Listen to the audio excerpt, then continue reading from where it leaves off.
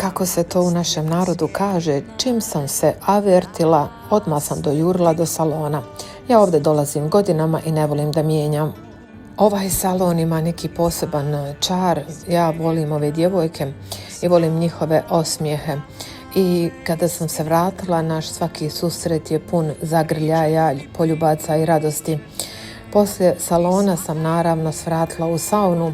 Ja ne mogu bez saune i ne mogu zamisliti život jer odlazim bar 3-4 puta nedeljno. Kad me neko pita šta mi najviše nedostaje u Kuvajtu, ja bez razmišljanja kažem sauna i vrijeme koje mogu posvetiti sebi. Ja jako volim sebe. Koga ću drugo voljeti ako ne sebe? Ja sam sa sobom 24 sata dnevno i to već godinama. Vjerujem da je briga o sebi i posvećenost vlastitom blagostanju ključ sreće.